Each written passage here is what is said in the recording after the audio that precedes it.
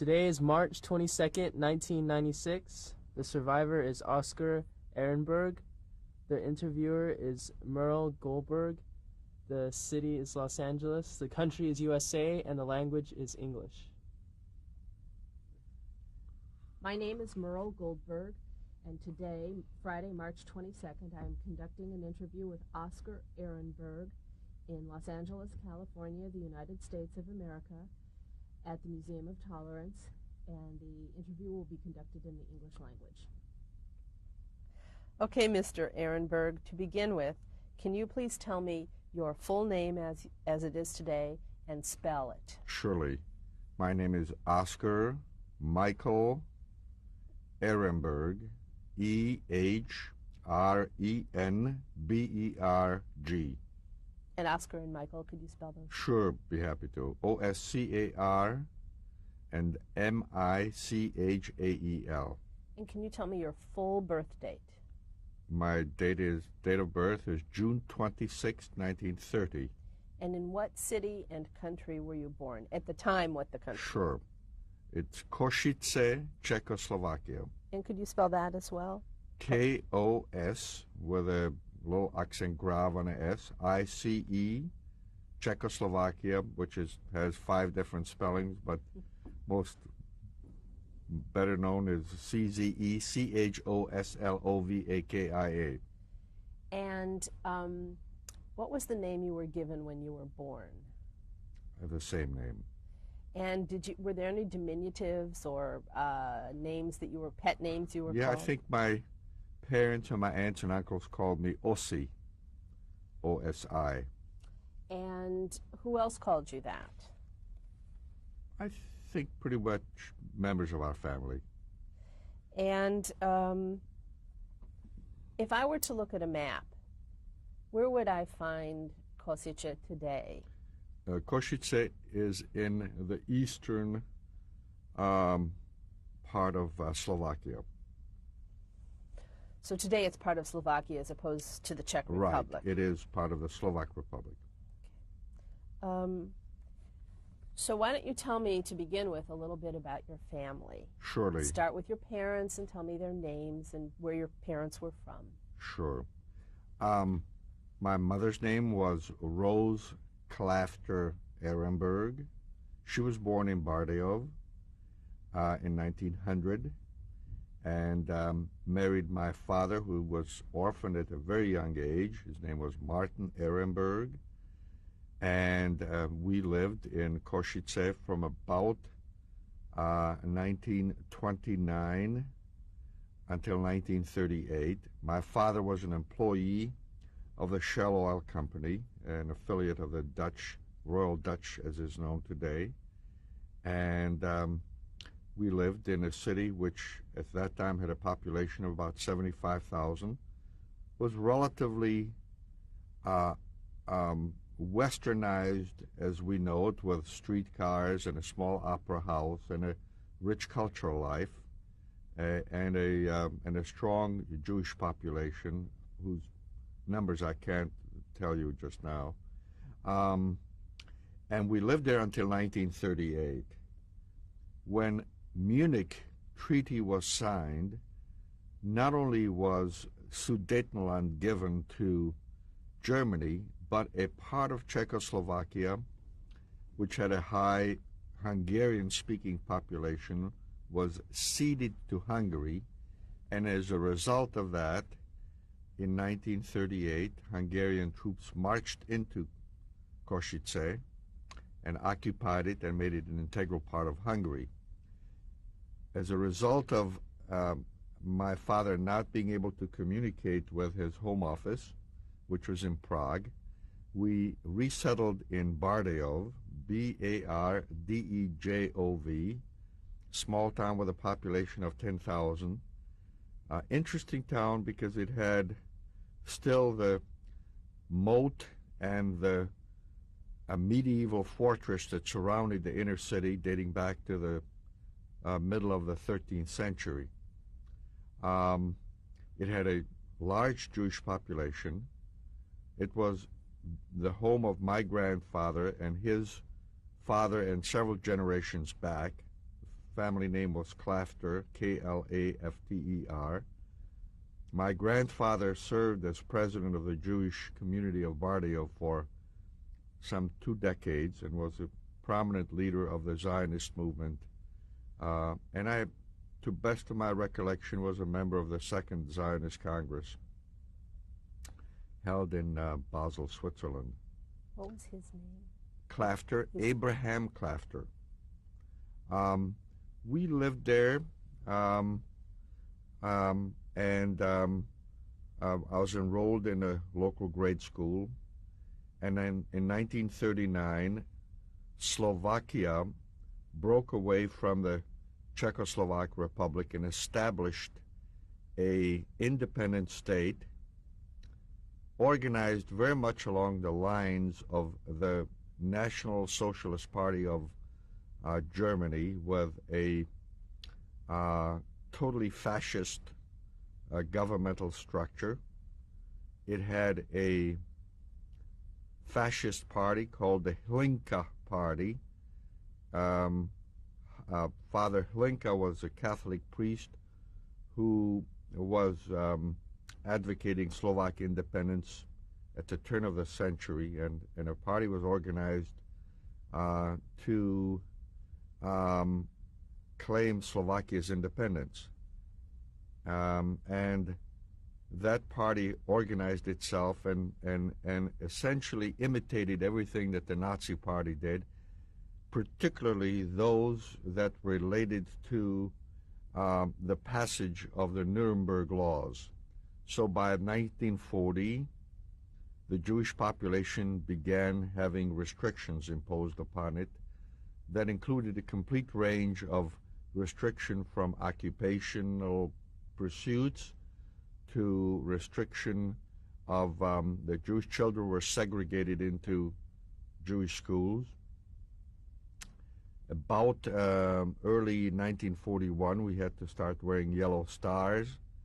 A radio broadcast was circumscribed to the tune that we only could listen to the Slovak radios. We couldn't listen to the BBC, although everybody found a way to cheat that.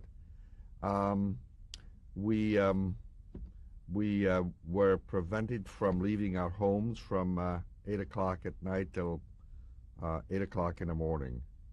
And that continued until early 42.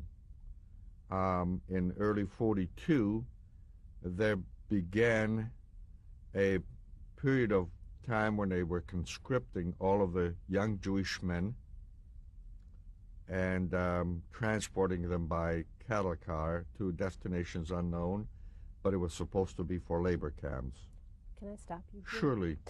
I wondered if I could take you back a little bit, because you've jumped Very so fast. Sure. I want you to talk more about yourself, first of all, and I want to ask you one question in particular.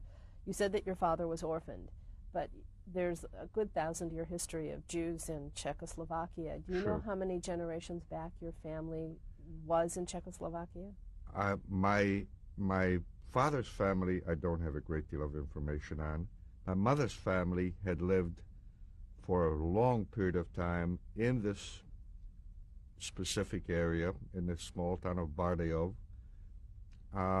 My father and several generations before him were in the lumber business, and the word Klafter, to best of my knowledge, describes a measurement, a cord of wood. You said your father, you must mean your grandfather. My grandfather. Thank you. It basically describes a klafta is a certain number of cubic feet of wood, and my great-grandfather and several generations before him supplied logs for the construction of the railroad industry in that general vicinity. So our family on my mother's side goes way back in this area, but I do not have a great deal of information on my father's family. And if you could describe for me, we talked about this on the phone a little bit, in Košice, yes, what Jewish life was like in your household. Can you describe Sure. for me maybe Shabbos, or how religious were you? Sure. I would generally describe our family life as, by European standards of the 1930s, we would have been considered very reformed, to the extent that my father was undistinguishable from any other businessman in that area or that era, as opposed to some Jewish men who still wore beards and pais and wore the traditional Jewish clothing.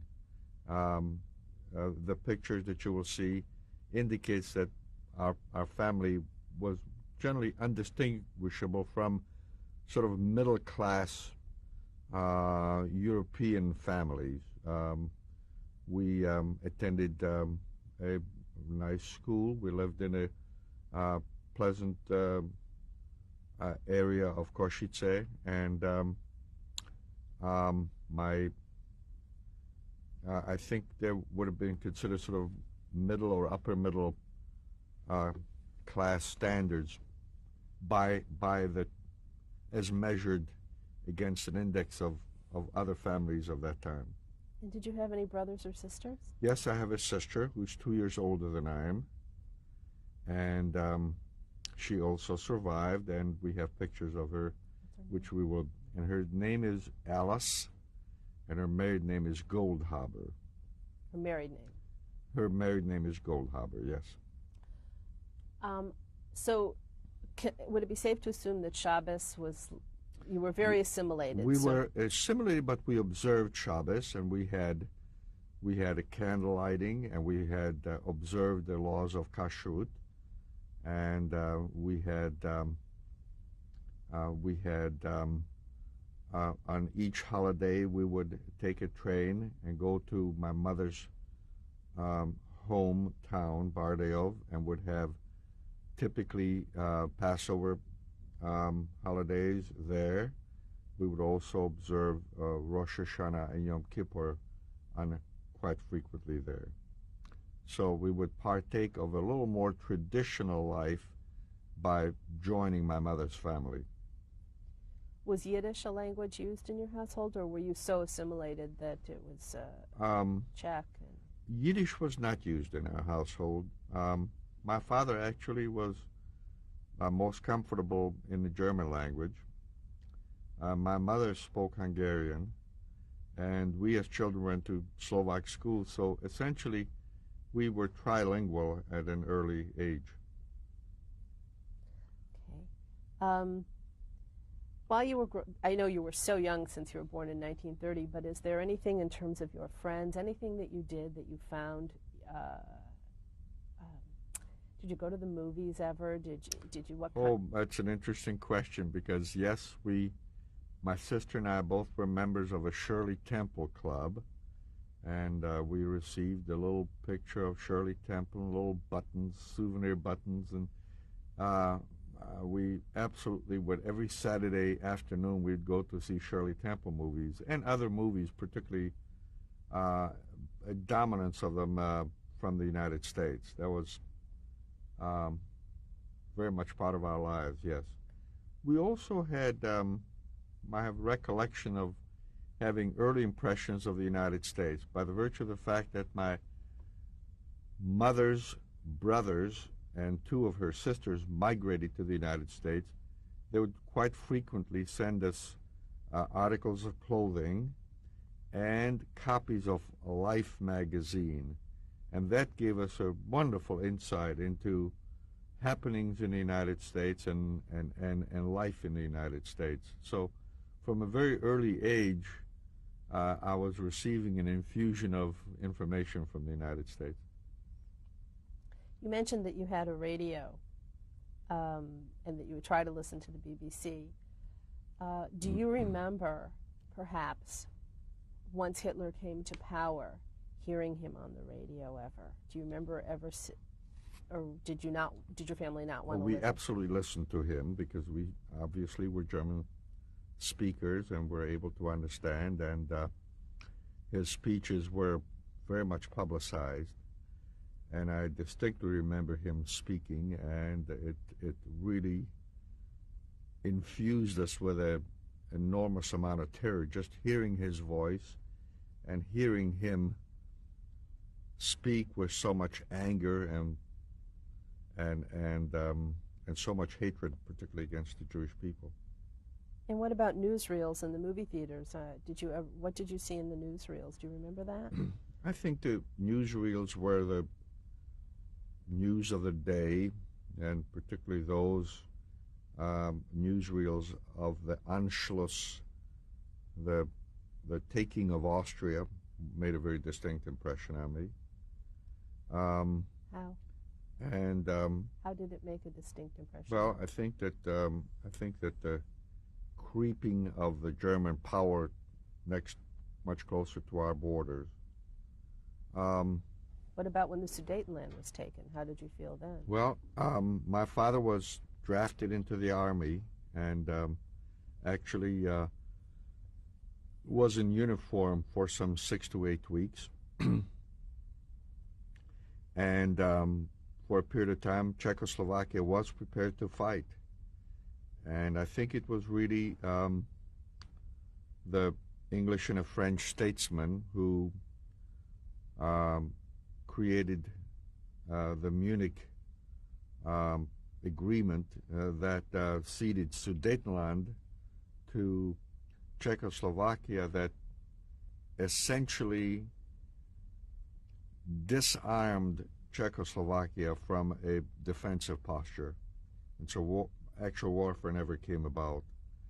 But I do very much remember the invasion of Poland, because while the major invasion thrust occurred from Germany's eastern borders against Poland's western borders, there was a thrust through Slovakia, particularly through our town, which was a major rail terminal.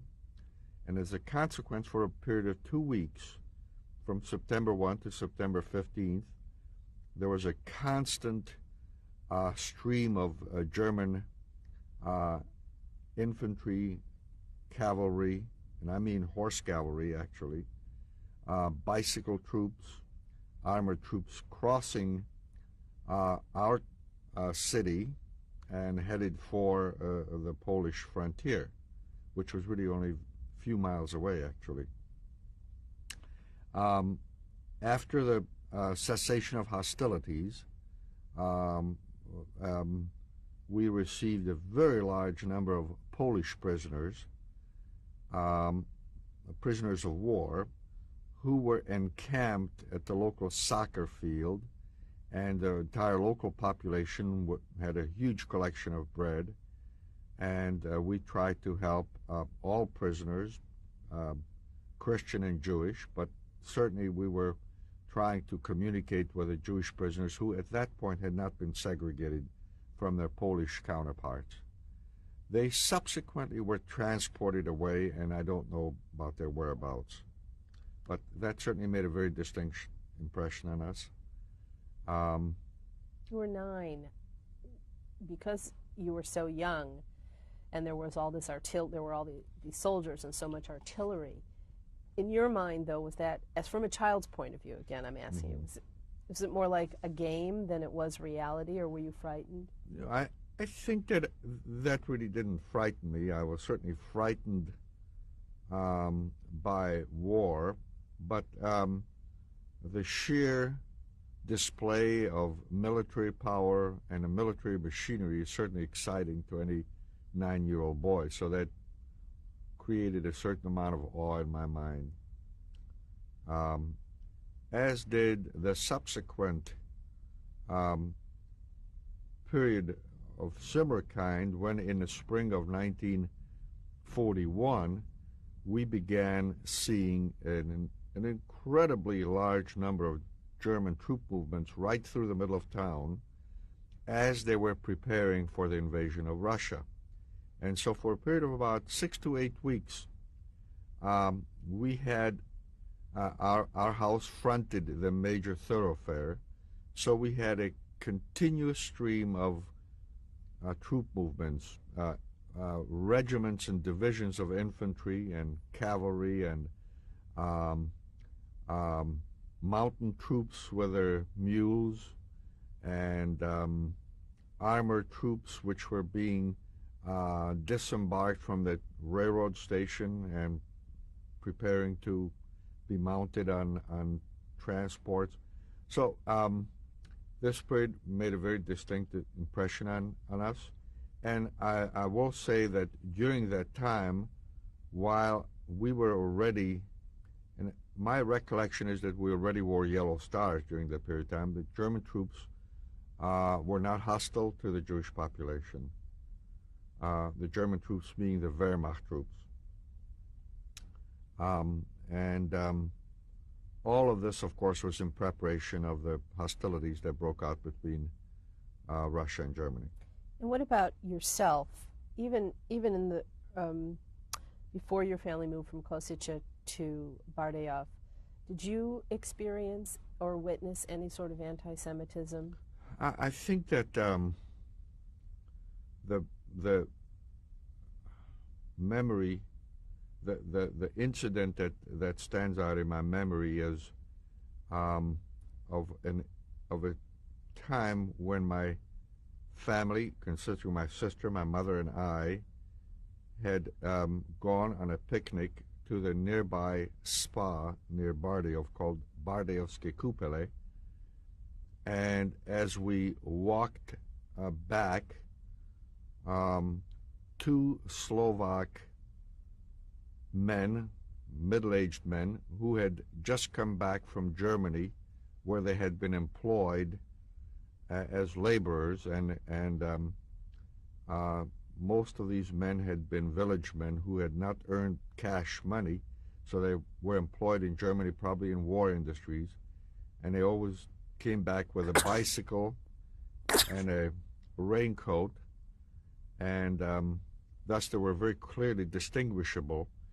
And as we came back, my father had a fishing pole, and they grabbed the fishing pole from him and it began beating him and using invectives against the Jews. And we managed to escape them, but my father received some heavy bruises on his arms and on his shoulders. And that left a very deep impression on me. When was this? This was, I would say, in the summer of 1940, 41.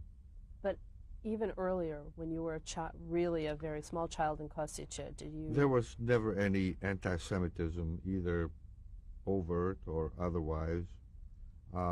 Czechoslovakia was truly a democratic state, and the Jewish people had complete equality, and there was never any overt anti-Semitism.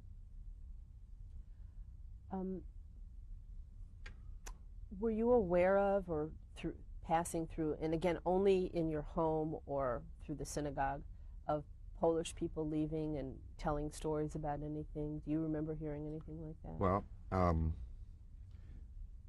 after the hostilities ceased in Poland, we saw a large stream of Jewish Polish refugees, and our house, my grandfather's home where we now lived, was a relatively large house with many rooms and 3 kitchens, and we vacated one of those apartments and gave it to a German Jewish family who had fled from Berlin to Poland, and after Poland was occupied by the German troops, they managed to come and live in Bardejov, and we gave them a portion of our house to live in, and lived there until the time that my sister and I left Bardejov in 42.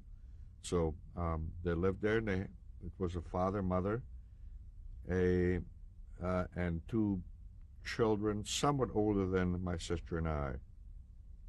Their last name was Rothenberg, Max Rothenberg, and his family. Do you know what happened to them? I don't. I suspect they perished. How did your father and your grandfather, I'm assuming your mother was a a housewife? Did she work with? My mother was a housewife, yes. How did your mother, I'm sorry, how did your father and your grandfather continue, if they did, to make money during this Sure. this occupation? My grandfather left Czechoslovakia in 1938 and came to the United States. The family had a flour mill, and that continued to operate under essentially our family's direction until 1941. But I must confess that I really do not have the specific information as to the financial structure of the family and how it was being supported. The house was ours, so it was rent-free, and I don't know how much taxes there were, and the cost of living was not very high. So your grandfather left, you moved in, and then your grandfather left. Is that essentially what happened? Actually, my grandfather left before we moved in. My grandfather had come to the United States on a personal visit with a passport and a valid visa that was good for a number of years. Because he was very prominent in the Jewish community and had interceded on behalf of Jews who were in trouble and exerted his influence on many occasions, I think he made many enemies. And one of the prominent Slovakian leaders, Christian leaders, warned him to escape from Czechoslovakia, because he said, if there's going to be trouble, you will be certainly the attention of the first trouble, and your life will be at risk. So they warned him, and because he had a visa and a passport, it was very easy for him to come back to the United States, again using his visitor's visa. After war started, his status became permanent in the United States and lived here until 1956. He obviously had to support himself, and he sold both life insurance and became a relatively good life insurance salesman, not speaking any English. And he also had a magnificent singing voice, and so he became a cantor at a small Jewish congregation in New Jersey. His leadership of Jewish communal affairs paid him in good stead, and when he came to the United States, many people, as a gesture of support, bought life insurance from him. And he died in He died in the United States in 1956. And I'm assuming that his wife, you didn't know her. She died. Well, his wife perished after the war at a relatively advanced age, considering those days. He was in his late 60s. He remarried, and wait. So your grandmother, my mother's maternal grandmother, perished during the war. During the war. Oh, so he left.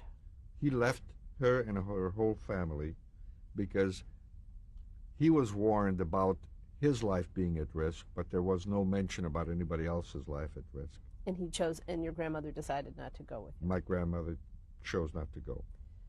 And how did during the early 1940s, as things were getting tighter, how did your father was there savings? How did your father? I'm going on the assumption that we lived off of our savings.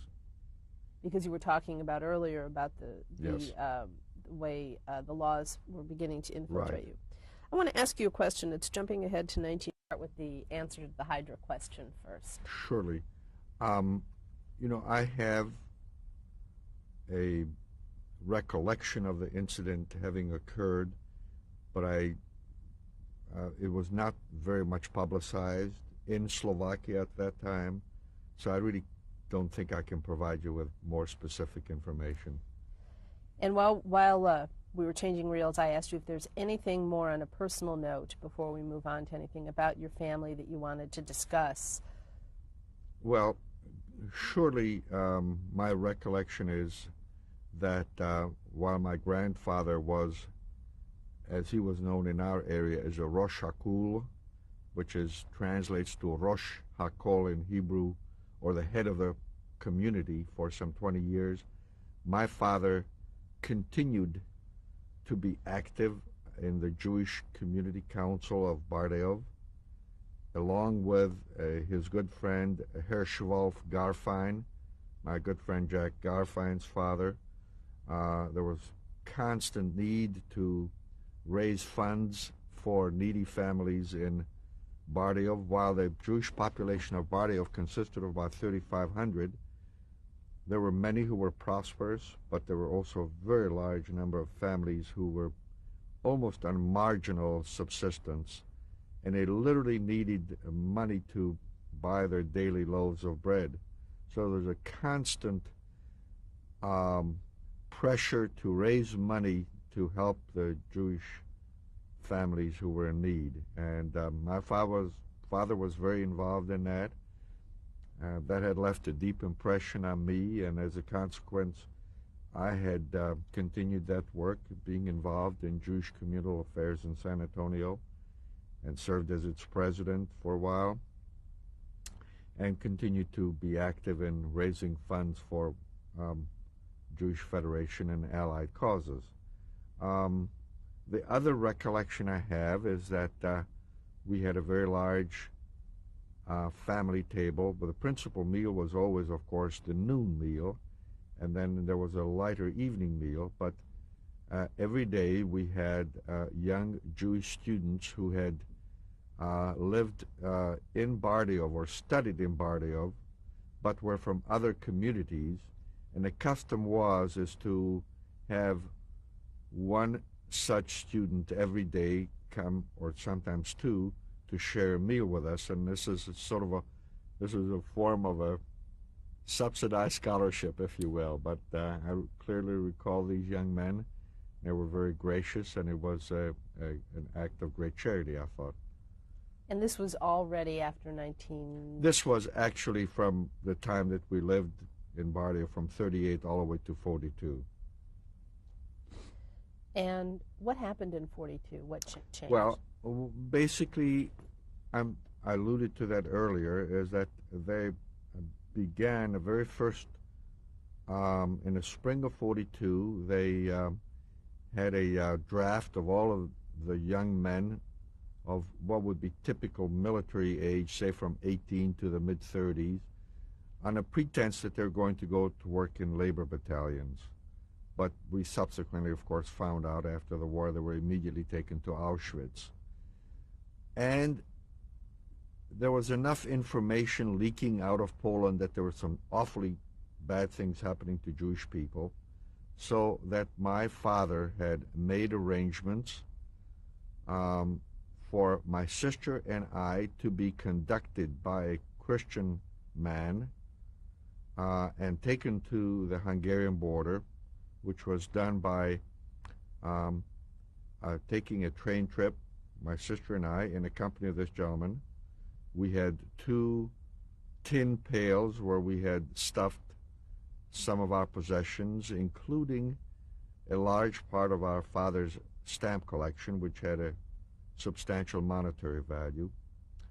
And one day we took that train, and it was a train trip that took a number of hours, 6 to 7 hours, and we arrived at a small village close to the Hungarian-Slovak border, in the vicinity of Nové Zámky, and stayed overnight at that farmer's house.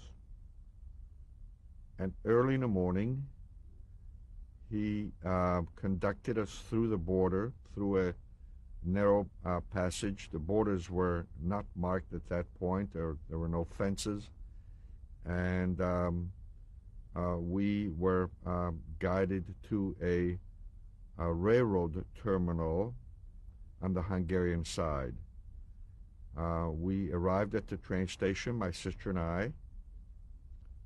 Waiting there for us was my Uncle Bernard Klafter, and his wife Magda. We were instructed not to talk to them, but were slipped 2 railroad tickets. We boarded the train. We sat nearby, but we did not talk to them, and were told that if the police comes, we would know nobody. And the train took us to Budapest. And once we arrived, we then were able to communicate, and we embraced each other, and were taken to a hotel where we stayed for a few days. My uncle had made arrangements for us to be then kept for 2 weeks in a boarding school. From the boarding school, we then went to live with another family. All of them knew, of course, that we were escapee Jewish children from Czechoslovakia. Then, a few weeks later, we changed families again and moved to another family. And this now brings us probably to the summer months of 1942. My guess is it was in mid-June. My mother arrived from Czechoslovakia, having also made a successful escape. And so that we lived in a relatively modest apartment with a Jewish family consisting of a husband and a wife's sister. We lived there for a few weeks, and one day, shortly after our noon meal, two civilian policemen came to the apartment and asked if Rose Clafter Ehrenberg lived there. And my mother said, yes, that's her. And she said, and the two policemen asked her to come along, that she's being arrested. And she walked out of the apartment, and that was the last time I saw her. She was then taken to a police station, was there for some weeks, and subsequently deported back to Czechoslovakia. She was in an internment camp in Czechoslovakia for some months, possibly to early 43, and she was being transported to Auschwitz when she attempted to escape, and she was shot. My father tried to escape subsequent to my mother's successful escape to Hungary, but was apprehended at the border and was taken to a concentration camp. And I think I've shown you the document. According to the International Red Cross, he perished there in 1942. I have a few questions Surely. for you. First, do you remember the name of the Christian man who... No, I do not. Okay. The Christian man was essentially receiving a monetary compensation for having done this. There was very little conversation between us. And in most cases, I have blocked out things, and I don't remember names in most cases. Do you remember how you were feeling on the journey from once you got into Hungary? Was there fear? Was there remorse? I think that leaving? No remorse.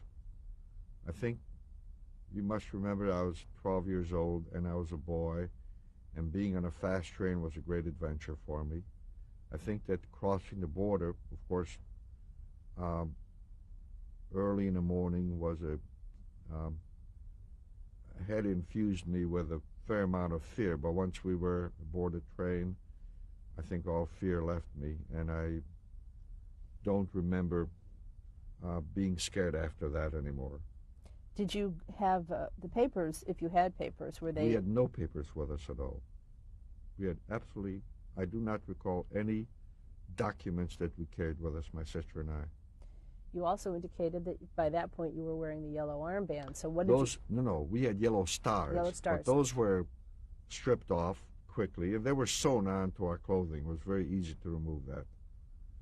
My sister and I both were very blonde, as you can see by the pictures, and we were indistinguishable from what would have been possibly German-speaking Czechoslovakian or Hungarian people. So to that extent, I think that really eased our escape and made our arrival into Budapest and in subsequent points much easier.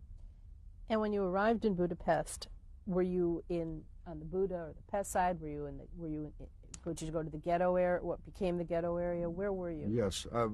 Keep in mind that we had lived probably in 5 different places in Budapest. The very first home was in Buda, as a matter of fact. The subsequent stays were on the Pest side. And keep in mind, for a small boy who lived in a city of 10,000, a provincial city, arriving in Budapest was a thing of awe. And Budapest was a very impressive city, even in 1942. So it was really, once we got over the terror of having crossed the border, it was a period of excitement for us. And there were many new discoveries to be made. Like what? Well, I remember specifically going out to the island called Margit-sziget, where they had a swimming pool that created artificial waves, and that to me was probably one of the great wonders of the world at that time. But just being in Budapest and riding a short subway and seeing the many marvels of the city of Budapest was very exciting to us. Clearly, all of that, once our mother was taken away, created a sort of a mood of depression. You said, my next question was about your mother. You said it was civilian police who came for her. Were they the Green Arrow? Who were they that actually? There were members of the secret, the detective force of the city of Budapest, I suspect. I think somebody, probably an informer, told them that there was a woman living there. For whatever reason, they may have also informed on us as children, and either the police chose not to take action against my sister and I, or the information was specifically against our mother. We were very sure it was an informer that had caused her to be picked up by the police. The Nazi Party of Hungary was known as the Nyilas Keresztes, the Arrow Cross Party, and while they were prominent politically, they had not gained the upper hand as they did by 1944. Did you literally see them take your mother? Were you standing? I literally saw her walk out, and accompanied by the 2 police, because that was my very last recollection of my mother, so that's very deeply imprinted in my mind. You were there. Was your sister there? And my sister was there too, yes. Mm-hmm. And you never, in your wildest dreams, imagined that would be the last time? I never, no. I was sure that we would see her again, or that we would be able to be rejoined in some fashion. It wasn't till years afterwards that I realized that she really was being taken away, and that she eventually would end up being taken to a concentration camp and then die. So what happened to you next after your mother? Well, after our stay in Budapest, then we were for a short time living in a small city called Székesfehérvár. How did you get there, and when was this? Now let me just sort of explain that during this whole time, my mother's brother and his wife would make arrangements for us to be living with different families. And they made then arrangements for us to move to Székesfehérvár, and I will spell that for you later. It's a difficult spelling. Subsequent to that, we then moved to a city called Győr. And in Győr, we stayed from about September of 1942 till the spring of 43. I would say approximately April, May of 43. We were kept by a Jewish family who were in rather modest circumstances, and keeping us as boarders was a means of an additional financial support for the family. About that time, in middle of 42, my uncle Bernard was drafted into the Hungarian labor service organization for Jewish men. Jewish men of draft age were drafted but were not allowed to serve in the army, but served as a labor battalion support force for the Hungarian army. They wore civilian clothes, but to my recollection had a military cap and a distinguishing mark, which I don't specifically remember now, specifically designating them as members of the Munkaszolgálatos force. Most of them were transported to the Russian front, where they were performing labor tasks in support of both the Hungarian and the German army. And according to hearsay information, many of them performed highly dangerous tasks, such as clearing minefields, and so a very large number of them perished. But what about you during this period? Well, the reason I'm explaining all of this is because then the task of looking after my sister and I fell to my Aunt Magda, who was an aunt by marriage. She had arranged in early 43 with the local judge for us to receive some form of residence papers allowing us to move into the small village where she had lived. And while it was a small village, by Hungarian standards it was relatively modern, with a paved streets. The name of the village in Hungarian is Ogyala. In Slovak it's Stará Gyala. It's located close to the Danube River, between the cities of Komárom and Érsekújvár. And we lived there from about the summer of 1943 till the spring of 44. Under your own names? Under our own names, with my Aunt Magda's family. That family consisted of Magda's father and mother, and Magda had a younger brother named Imre, whose nickname was Imi, and I will mention him on a number of occasions in this interview in the future. I was enrolled into the local grade school.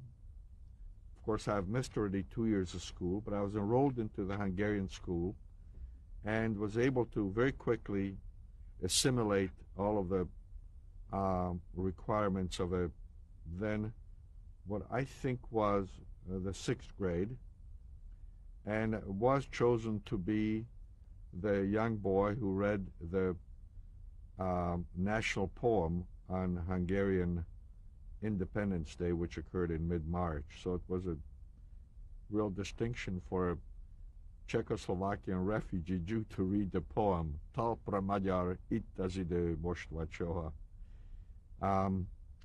And shortly after that, in the spring of 44, there was an edict that all of the Jews of Ogyala will have to move and be concentrated in another village some 20 kilometers away. The village was called Perbete, and Jewish families from that entire vicinity moved to Perbete. It so happens that Magda had cousins who lived there, and we moved in to their little house and stayed there for a period of possibly 4 weeks. And then the Hungarian gendarmes, which were really supervising all of these operations, the gendarmes were like state troopers here in the United States, had then commanded that all of the Jewish population moved to a nearby large farm, which was a farm that had hundreds of acres of tillable land and large buildings, and we were all moved into some huge barns. Maybe we're now talking about population of about 200 or 300 Jewish men, women, children of all ages.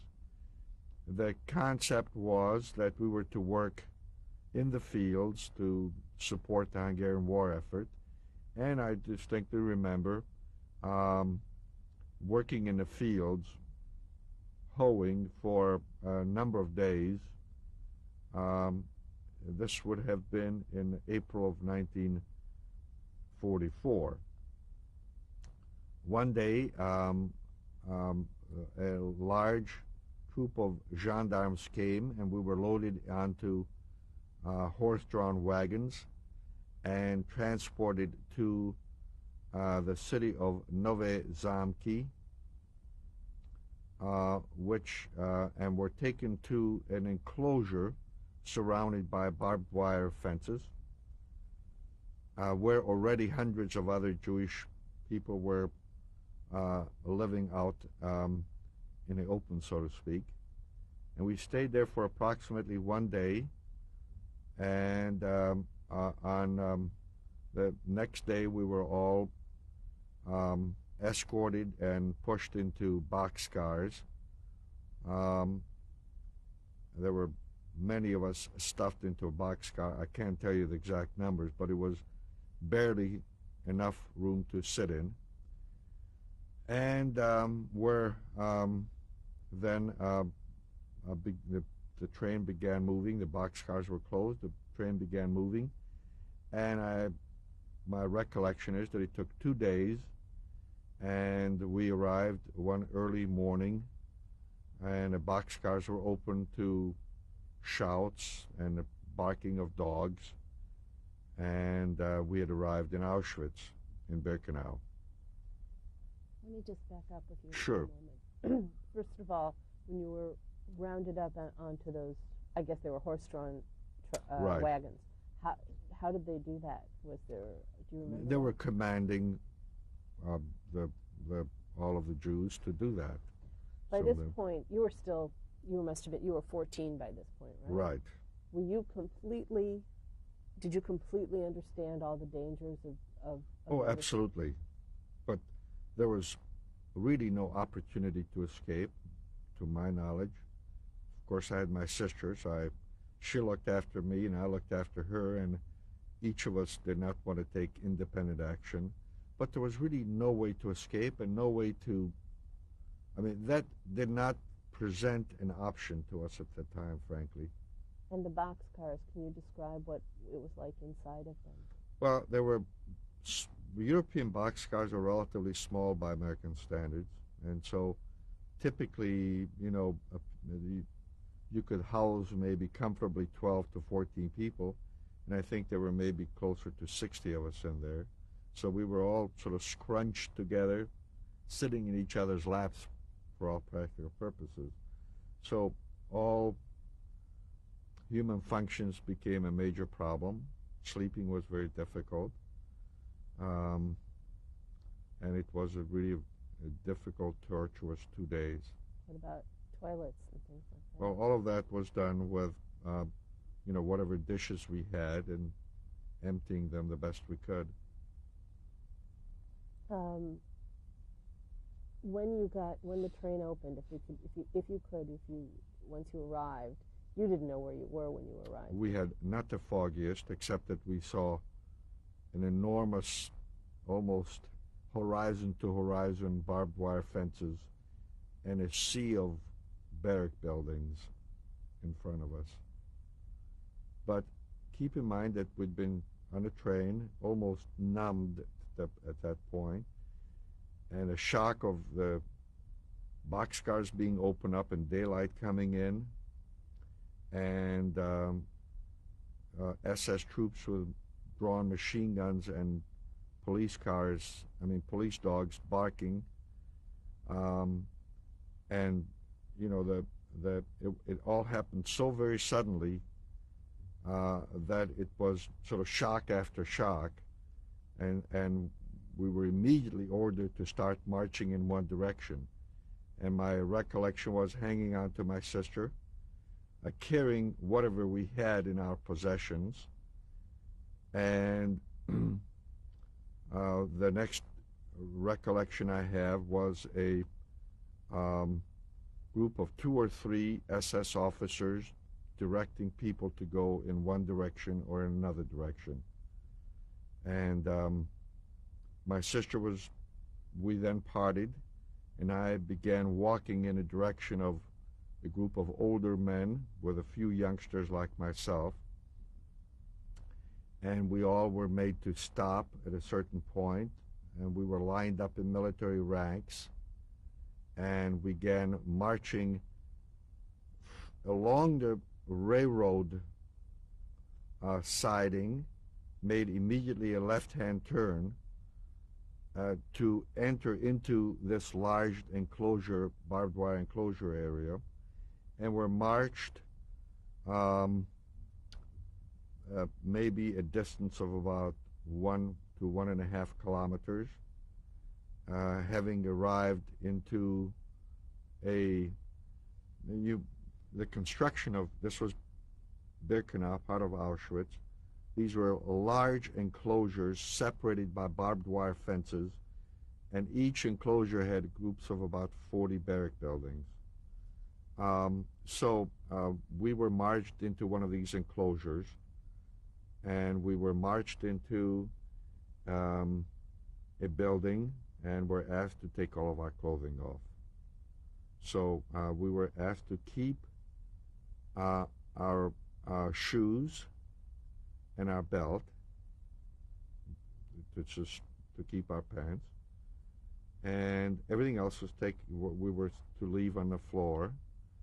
And we then were a group of prisoners with striped uniforms we'd not seen before quickly came and started cutting our hair, both from our head and our pubic area, and were showered, and then we were given striped uniforms to put on. And at that point, it began separating us from the older men.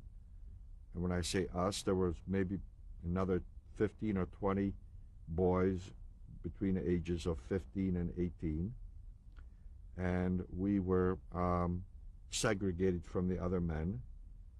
And then a prisoner capo came and marched us to a barrack building, barrack number 24, which had already maybe 750 to 800 boys of our age standing in front of it. We were asked to join them. The barrack building consisted of frame walls, a room to a bathroom with toilet facilities, one room for the head prisoner, the Blockauttester, who had his private room. All the balance of the barrack building had just concrete floors and no other furnishings. And we're going to stop here Sure. and change the reel. So if you'd like to continue. Surely. Keep in mind that all of this was happening so fast that normal type emotions were very much suppressed at the moment, and the terror of being in a place like this and the sheer instinct to make sure that you're not stepping out of line and that you won't do anything wrong was the greatest. And clearly the enormous gap that had opened up in our lives. I mean, we had been taken from a normal life, and all of a sudden we're in a place that nobody's ever seen before. And it was almost unimaginable, the size of the place and the buildings, and with striped uniforms everywhere. And of course our instinct was to ask a lot of questions. We quickly, the men who were passing out the uniforms were telling us that we're in Auschwitz, that we're in a place of death, that this is a place where people come to die, and that we will all eventually die. And so the enormous feeling of fear and depression and terror was just enormous for the first few days. But I want to continue so as to go into a sort of a more logical sequence. All the other buildings that were in that particular camp were either occupied by Jewish prisoners who had come from Hungarian transports, or were gypsies brought in from all over Europe. And as a consequence, and this originally was established as a gypsy camp, and was known as Zigeunerlager. It was designated with the letter E, and was known as a gypsy camp. Immediately as we faced the front of the camp was to our right was Camp D, where the Sonderkommando was housed, and immediately to our left was Camp F, which was the hospital camp, where the twins were housed, on which medical experiments were conducted, and other prisoners as well. Beyond it was a row of trees, and as we later found out, some of the gas chambers and some of the crematoria were located beyond that point.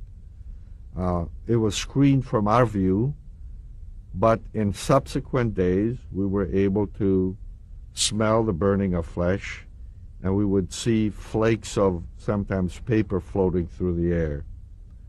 I think that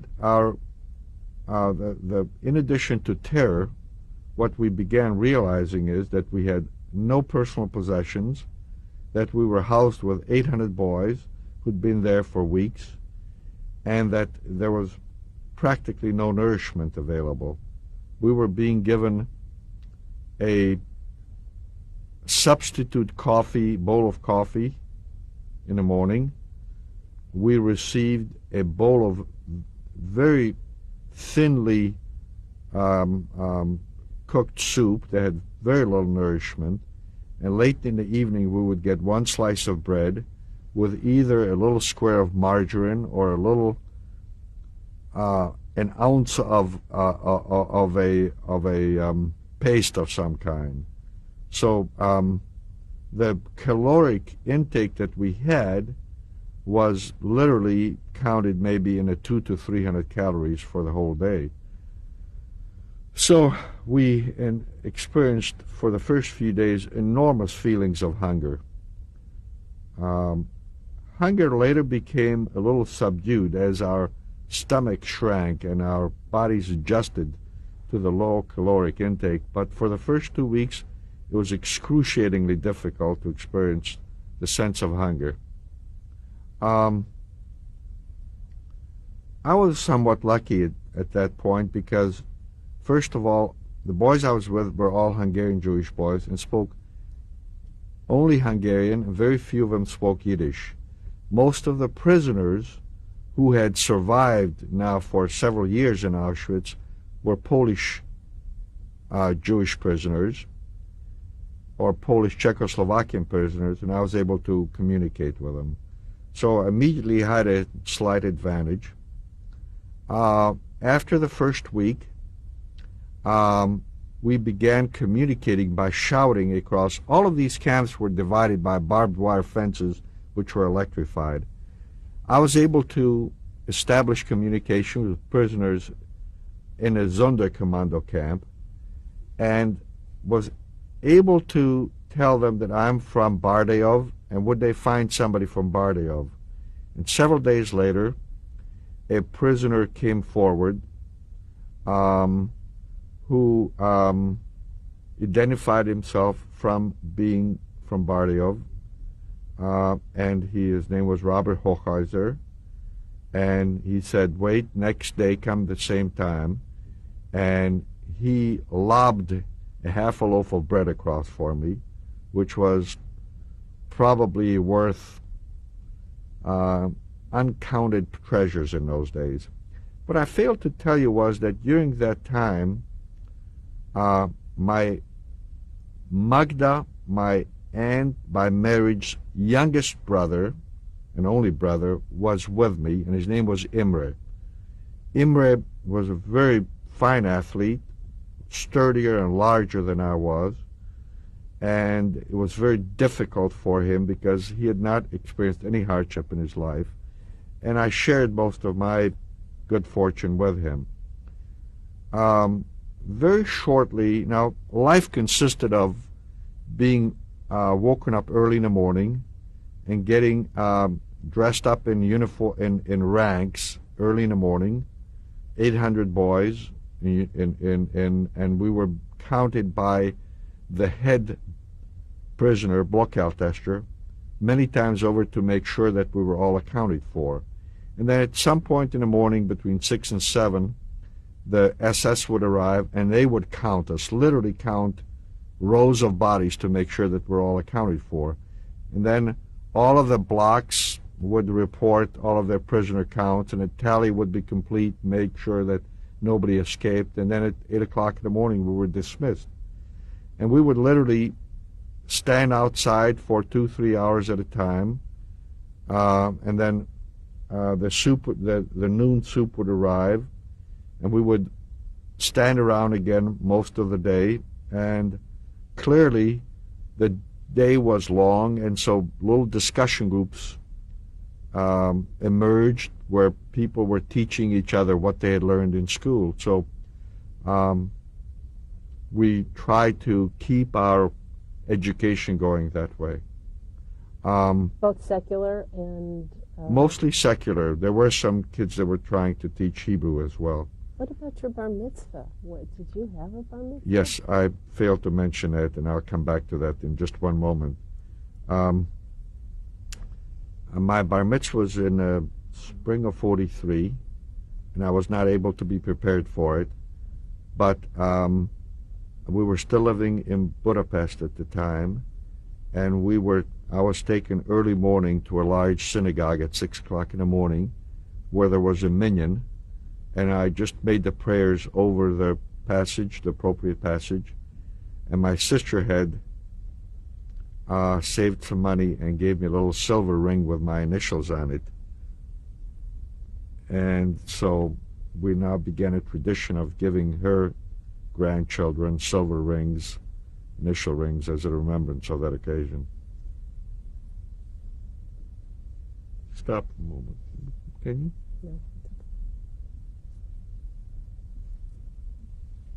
No. So now back to... Excuse me, was your mother? Sure. Was your mother? No, she was no longer with us at the time. Back to Auschwitz. Again, keep in mind I was both fluent in German, and I was fluent Hungarian and Czechoslovakian, and I had a little bit of a acquaintanceship with the Polish language. The Berg building immediately across from ours, block 25, was empty of prisoners, but had a concentration camp prisoner who was, by his designation on his number, was shown as a Polish Christian political prisoner. And I once began talking to him, and he took a liking to me and asked me if I'd like to become his Läufer, his runner. So I received an armband, and I went, after the appel was over in the morning, I would go to his building, and I would take a mop, and I would mop the empty floors and clean his room and fetch his daily rations from the kitchen. And consequently, I received more than enough food for myself, so I was able to feed both Imre and 3 other boys from nearby towns who formed a little circle of friendship. So the five of us buddies would eat together. I would invite them to come over to this building, and I would smuggle food out, and the five of us were actually better nourished than the rest of the kids. I wasn't able to help everybody, but the five of us were eating pretty well. Consequently, we did not lose as much weight, and our physical strength remained good. This occurred approximately 4 weeks after my arrival in Auschwitz. Your arrival, the one thing you didn't tell us was, were you given a number? Were you tattooed? No, I'll talk about that in a moment.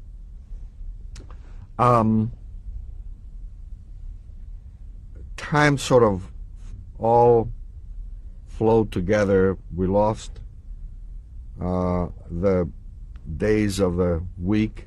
We didn't know a Monday from a Wednesday. We sort of lost the calendar. It was really day-to-day survival. But it seems to me that late in the summer of 44, and I was working every day, cleaning and mopping the floor. No new prisoners had arrived for quite some time. The building remained vacant. The Polish prisoner, and once again, here's an area that I have blocked out, while I can recollect vaguely his face, the only thing I remember, his name was Tadek. Tadek called me into his little private room and said, you know, if you're going to survive, you have to get out of Auschwitz. And the only way to get out of Auschwitz alive is to go to work. And I've just been informed that in a few days, there's going to be a request for 50 boys who have experience in machine shops. And what you're going to have to do is to learn how a certain mechanism works, which is basically a small measuring device, a caliper, that's used to measure in a machine shop the width of certain metallic objects. And he then began drawing a very detailed drawing of one of these calipers, and to show me where the lines are that designate the width of a number, and taught me how to use it by drawing this picture of it for me. This took days, but I learned that well, and I shared that information with my cousin Imre and his three friends, our friends. And after a few days, we were all called into ranks again, and a German SS officer in German addressed us saying that he's looking for 50 boys who know how to operate a machine shop. And I was the first to volunteer, keeping in mind that I had a blonde crew cut, my uniform was a little better shape, and I was able to speak German. And I volunteered, and I addressed him in German, and he asked me to come forward. He handed me this device, and I was able to look at it and say 9.2 millimeters. And he said, excellent. And he asked me to step aside. Imre and my 4 other friends did the same. Then some boys snuck into the line, and pretty soon there were 50 of us. And before 5 minutes have passed, we were marched into the front of the Camp E and asked to come into building one at a time. There were Schreibers, men who had a letter S written on an armband. Amongst them was Jack Garfine's father, Hirschwolf Garfine, who worked there as a Schreiber. Our names and our relevant information was taken, and at that point we were tattooed. I was given the tattoo B6168, and it's on my arm today. Can you? Sure. The tattoo is still relatively visible, I think. After all of the tattoos were completed, we were then asked to step outside. Again, we were put into sort of military ranks. Tadek came over there to say goodbye to me. A military truck came with SS officers. We boarded the truck, and we left immediately Auschwitz. We were traveling out on an open highway, which is the first time that we'd been out in the open, and were taken to a camp 2 hours away. Truck drove in. We disembarked. A German socialist prisoner, striped uniform and all, but clearly of German origin, came and addressed us and said we're going to work in his factory, and we're in a camp called Schwentnochowitz. It was a satellite camp to Auschwitz. We were given a barrack building, and we had a triple bunk beds with straw mattresses and a blanket, which is the first time we've had that. And within a day or two, we're marched with the rest of the prisoners into a nearby factory, which was located maybe within 1 kilometer of the camp itself. And each of us was then assigned to work at a machine. I was given a machine, which was an enormously large machine that had a relatively small grinding stone, maybe about the size of an apple, but flat disc. And it was grinding away the tracks on which the barrel assembly of an anti-aircraft gun was sliding as it received the impact of the recoil from having shot its artillery piece off. So it was required to be machined to a great precision. The machine already we were working 2 shifts. I'd worked a day shift from 6 in the morning till 6 at night. But the machine was already being worked by a French Jewish concentration camp prisoner and his assistant, a Polish Jewish boy in his late 20s. And I was a third, and really I was able to perform no useful function. But at that point, the armament industry was so anxious to increase production, they felt that if they'd throw some manpower into the breach, that it would accelerate production, which in fact couldn't be done, although I noticed that they were shortcutting some procedures in the preparation of this breach mechanism in order to accelerate production. Was there any sabotage, do you know? No, there's no possibility of sabotage. It was totally out of the question. First of all, we had no explosives, we had nothing we could do, and each part was examined thoroughly by German nationals or Polish nationals, because the factory had employed not only political prisoners, concentration camp prisoners, but there were Polish Silesian nationals working in our side, and there were some POWs working in the building as well. The building was heavily guarded by SS officers, and so the possibility of sabotage was really nil. We couldn't even decelerate production because, there was everything was timed, and everybody knew how long it would take to machine something. If you don't mind, I just want to take you back to Auschwitz for a moment. When you had mentioned to me on the telephone that there was someone that you had seen when I don't know when it was when you got to Auschwitz, but at some point when I asked you about any infamous people, I wanted to know about that, who it was that you saw, you indicated on the telephone. I think that I was being selected by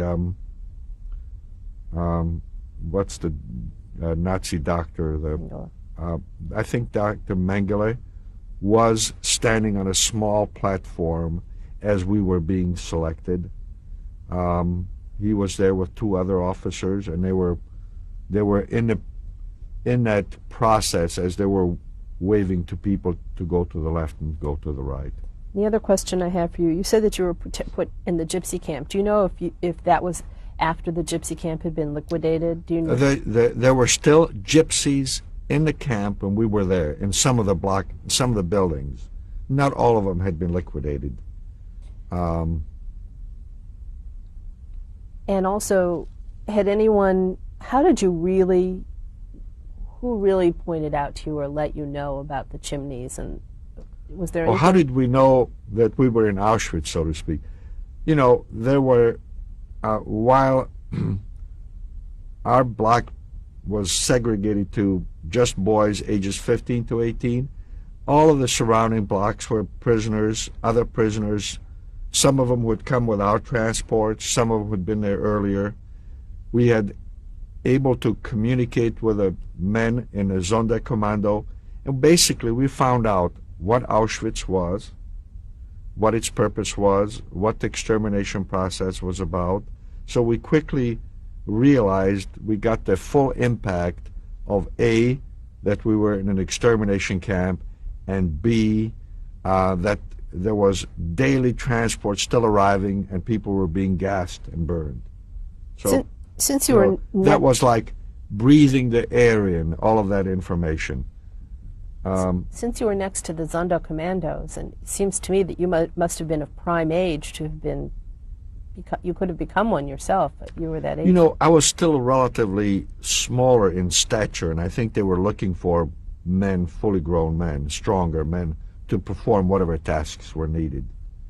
The only other couple of vignettes that I failed to mention while I was still in Auschwitz, if you'd like me to go back to that, is that one day a boy grabbed electric wire on a fence and became immediately electrocuted. And that was really the shock of seeing somebody die literally in front of our eyes.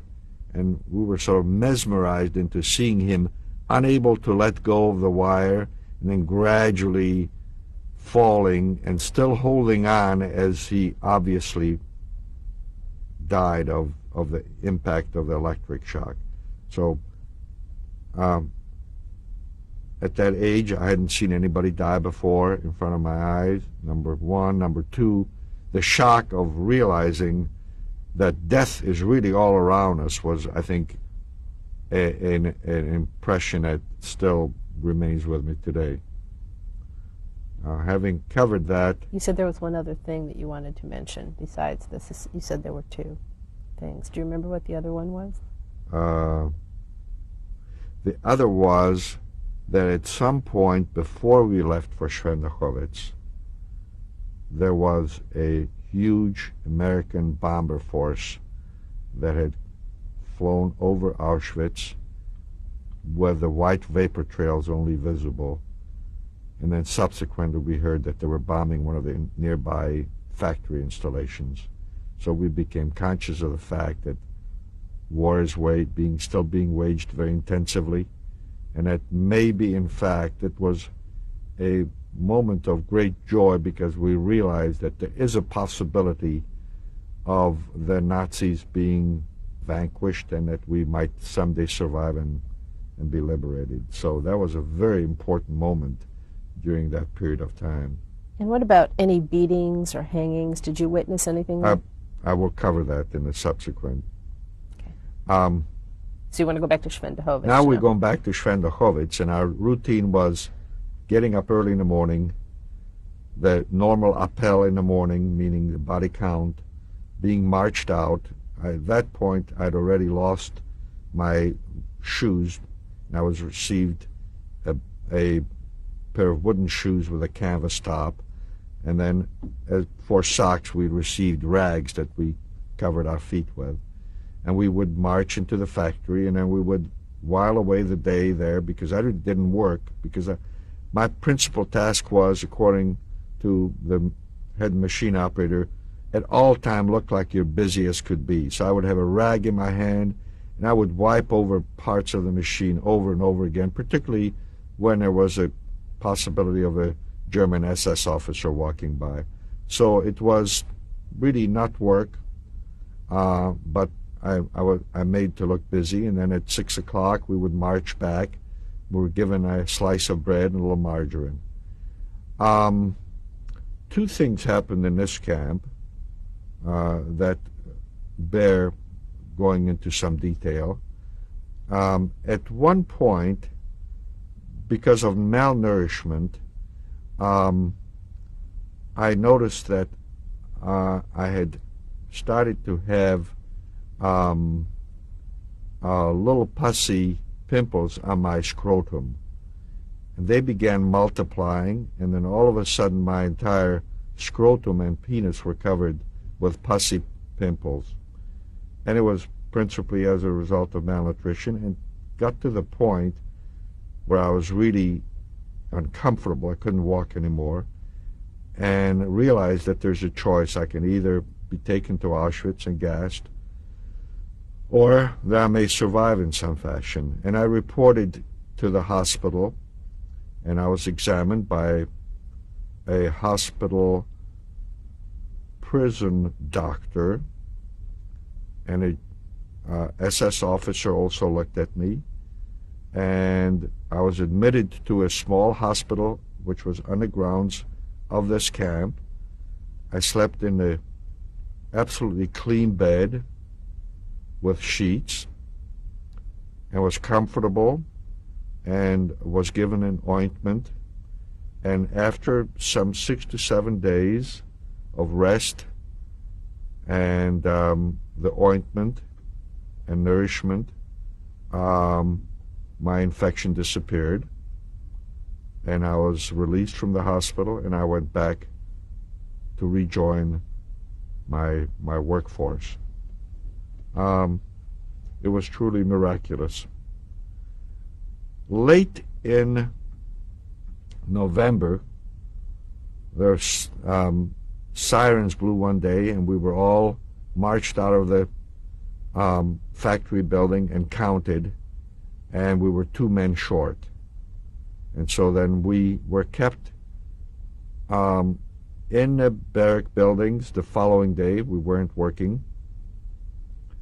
And then the third day we went back to work, but we were marched back early at 4 o'clock in the morning. And on the camp, in the middle of the camp, there was a sort of an assembly area. There was a pair of gallows erected with, with 2 ropes hanging ready from it. And we were all assembled in front. And the 2 boys who had escaped, they tried to escape through the sewer lines and were apprehended somewhere after many hours of search, and probably with police dogs. They were brought out, and German commander read off their death sentence, and just before they were stuck underneath the ropes, they yelled out and something to the effect that long live the Jewish people and long live Israel, and they were hung by the neck. We're going to stop here and change Sure. the reel. So the last thing you talked about were the boys who were hanged. Right. So we're now in the November, December time frame. Began being very cold. We only had a uniform made out of really sort of a cotton-like material. We were given cotton-like overcoats, but they were not enough to keep the cold out. So the march from the camp to the factory was excruciatingly cold. We would arrive there numbed. But we continued to work every day. I failed to mention that we had, on 3 or 4 previous occasions, bombing raids occur, and we were all called out and made to lie in ditches outside the factory, prepared ahead of time. We could see the streams of bombers with the vapor trails, and the vapor trails would all of a sudden thin out, and we could see the silvery shapes of the bombers, and we could hear explosions maybe 10, 15 kilometers away because there were enormous explosions. We subsequently found out that they had bombed a facility called Buna, which also had a concentration camp nearby. In early January, one day we were not marched to work, but we remained in the camp itself in Schwendachowitz. And that afternoon, we were all asked to come out, get into ranks, bring our blankets with us. We were each given a half a loaf of bread. And we were taken and marched out of the barrack building and marched to a nearby railroad terminal. The railroad terminal already had some 25 boxcars waiting for us. We were marched in, and a group of us were marched into the boxcars. And late that night, this is already late in the evening at night almost, that night the boxcars were fully loaded and the train began moving. And we had moved, and we would travel for an hour or two. We would stop at a siding, travel an hour or two, and stop at a siding. Occasionally we were allowed to go out and scoop out. We had our bowls with us, the bowls that received our rations. We were able to scoop out some snow and take some water as a result of that. And a half a loaf of bread we would nibble away over a period of time. After 2-3 days, that gave out. Our recollection is that a train trip took about 8 days. And one night, around midnight, we arrived at a train station, were ordered out. At that point, there was a discovery made that there were a number of men who had died in each boxcar, and they were left in place. We were then lined up in ranks again and marched up towards a hill. We just sensed it was dark at night. We couldn't tell where we were going, but it was going uphill. And we were marched into a camp that had an enormous stone gate, and it looked like a medieval fortress. We were marched in, marched to a building, and were asked to take our clothing off, that we were being showered. And of course, there were guards all around us, but we were very scared that we were possibly being gassed. But that really didn't occur. There were cold showers. We washed our bodies. We were given little towels to wipe ourselves with, dressed, and were marched to a barrack building inside the camp where the building was heated. There were wooden floors, was relatively comfortable, and we received a ration of food. However, one of the German socialist prisoners who had been a Blockout-tester in a previous camp was called out, and 5 SS men began talking to him. And then all of a sudden one of them whacked him on the face. And then for about an hour and a half to 2 hours, they began beating him until he was on the floor, and they were kicking him. And the following morning, we discovered his body, and his face at that point was swollen to the size of a watermelon, and he was dead. And we don't know why that happened, but some reason or other, while he was the pet of the German SS officers in Schwendachowitz, somebody had a grudge on him, and they decided that they would kill him that way. You didn't tell us the name of the place that you're now. Oh, the place where we had arrived, the large medieval fortress-like structure, was Mauthausen. And we'd found out that we were in Mauthausen. And we stayed in this initial building for a period of about 6 to 7 days, being confined to our room mostly. This is now January. It was very cold outside. For appel, we would stand outside, but we were allowed to stay in the rooms most of the time. After about a week, we were taken to another section of the camp. And again, we were segregated at this point to boys of our age.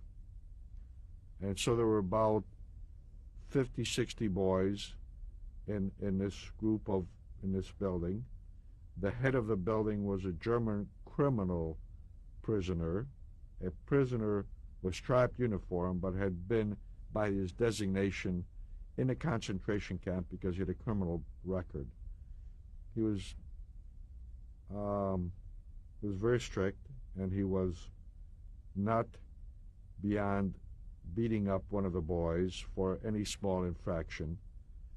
And on one occasion, he made us do push-ups and physical exercises as a result of some small infraction, and in the presence of an SS officer began kicking me and punching me because I hadn't performed my exercises properly, and I was bruised very severely on my leg. We stayed in this building for a period of about 8 weeks, until about the last week of March, when all of us were marched out and taken to the outside of the camp itself, outside of the walls of this camp, and were taken to an enormously large field on which on one side was a large covered barn. On the field and in the barn were literally thousands of Hungarian forced laborers who had been forced marched from Hungary to Austria on a forced march which lasted for weeks. And we were intermingled with them. And of course, everybody tried to find people that he knew. And we were fortunate enough to find 5 men. And when I say we, because my cousin Imre was still with me throughout this whole time. Imre found his oldest sister's husband, Sanyi, was in the group. He was a man in his late 30s, and 4 of his friends. So that we had then joined that little circle of 5 men, Imre and I, and we pretty well stayed together. They, of course, had relatively complete a backpack with all of their extra clothing, so they're able to share some extra clothing with them. And they had some blankets they were able to share with us. We stayed in that enclosure for about 2 days, and then an early morning, we were all lined up in military ranks, and accompanied by SS guards, began marching outside of Mauthausen, going down this little mountain, or not even a mountain, a hill. We crossed the middle of the city of Mauthausen and crossed the railroad bridge, which was in the process of being mined at the point. When I say mined, German engineers, military sappers, I think is what the British call them, were literally placing mines on a bridge. We crossed the bridge on the other side of the Danube River, and we continued on this forced march for 3 days. At night we would be bivouacked outside of a field or in nearby little wooded areas. On one occasion I had an opportunity of picking up 2 snails from trees and sucking out their content and giving myself nourishment, because we received no food on this march. One day when I crossed, we were going through a small village. I jumped out of ranks because I saw a woman was tending her garden, and I said in German, "Please give me something to eat." And she was apparently planting some potatoes. She had 2 potatoes and she gave them to me, and I gave one to Imre, and I ate 1 raw potato, so there was some nourishment.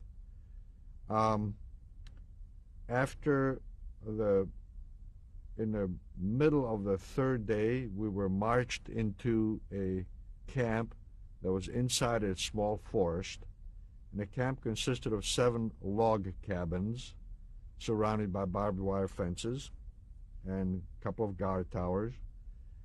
And we were all marched into it and told to take the buildings, and that's where we're going to be housed. The log cabins had no electricity, no running water, no toilet facilities, just outdoor toilet latrines. The forest floor was our floor, and as best we could, we gathered and spread our possessions on them. We were jam-packed in, so not everybody had room to sleep inside. And we stayed there, and minimal rations were being passed out, a slice of bread and a ersatz coffee, but it was of such poor quality bread that I don't think that the caloric nourishment was more than 200 calories a day. At that point, I failed to mention that along the march, many of the men were so exhausted that they would keel over, and a German guard would come over, point his rifle to the skull, and pull the trigger, and the impact of the bullet would explode the head, the skull, so that the brain matter was scattered all over the highway.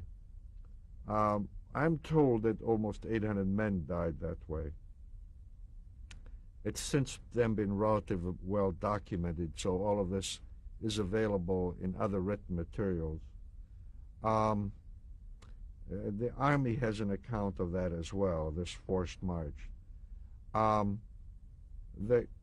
This camp was outside of a small village called Günskirchen, and it's in Upper Austria, and we did not see any civilian population. The only thing I saw were the prisoners, and we think that there were as many as 21,000 prisoners that started the march from Mauthausen. We lost 800 along the way, and within the first week we began noticing men were dying at a very rapid rate. And we would take them outside. We had no way to bury them, so we would stack them outside.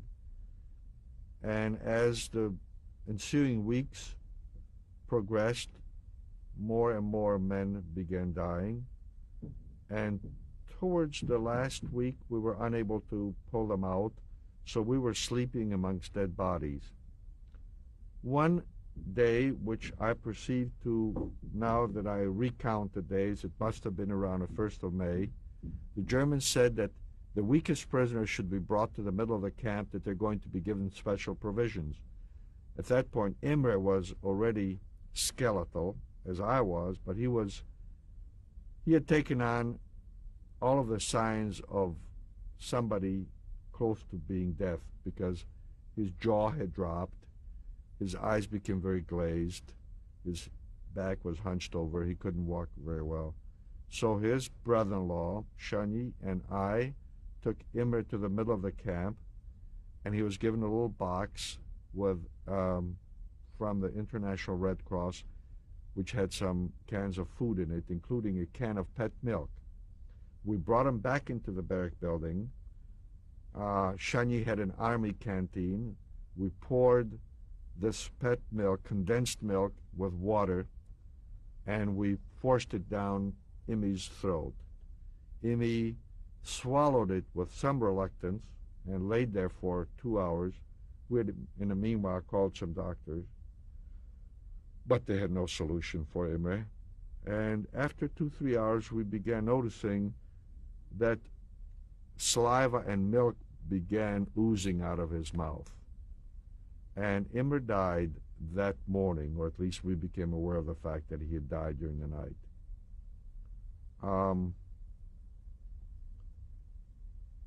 On one evening, late afternoon, 2 or 3 days later, a big commotion occurred in the prison. Some prisoners had noticed that the guards had left. They attacked the food stores. Imre's brother-in-law, Shani, and I, and his 4 friends and I decided to leave the camp, and we began marching through the forest. This was by then late in the evening, late at night, close to midnight. We came to a farmhouse. We knocked on the door, woke up the residents who were scared stiff, an older couple. We looked like angels of death. We were skeletal. We had failed to mention it. We were infected by lice terribly. We were unable to treat with the invasion of the lice that occurred, and many of the prisoners were dying of typhoid fever in this last camp, Gunskirchen. And we, in German, I said to them, please cook us some foods right away. And they took out some porridge, and they cooked some porridge for us. We quickly gobbled it because we were scared that they were going to come, the Germans were going to come and catch us. And so by this time, it was like 2 in the morning. We began trying to make our way through the forest carefully. But we developed a diuretic attack because we'd not had food in so long, and they apparently put some fatty substance into it, so we developed tremendous diuretic attacks. At 6 o'clock or thereabouts in the morning, we came to a large paved highway. We were so weak at the moment that we really decided, hey, whatever happens, happens, and we began marching in an easterly direction. As we marched for about a half a kilometer, all of a sudden a vehicle was moving towards us from east going west, a vehicle we'd never seen before. It came to a stop, we came to a stop, and then we recognized these were not Germans. So we began shouting, and the Jeep came close by, and it stopped and had 3 GIs. And the GIs, we began communicating with them as best we could. And of course, at this point, we lost one of the men, did not decide to join us. So there were 4 adults and myself, and I was clearly 14, 15, and I'm going to stop for a moment. This doesn't happen to me too often. I must have looked very pitiful because I had lice. I was skeletal, and one of the GIs jumped out of the Jeep and put me in the back seat. And the Jeep turned around and went back to Wells, to a nearby city. And there was a small American field hospital set up. And the 3 GIs pulled me out, put me on a stretcher, and 3 other GIs with, from the hospital detachment, because they're Red Cross bands, cut the pants off of me. I had literally huge boils, pussy boils all over my body, crawling with lice. I must have looked like a real shaggy dog. And they washed my body.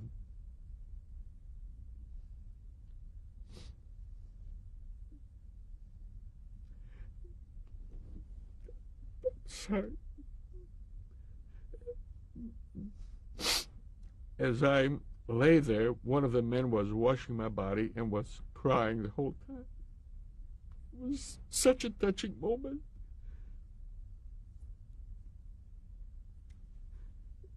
It was one of the most touching things that's ever happened to me.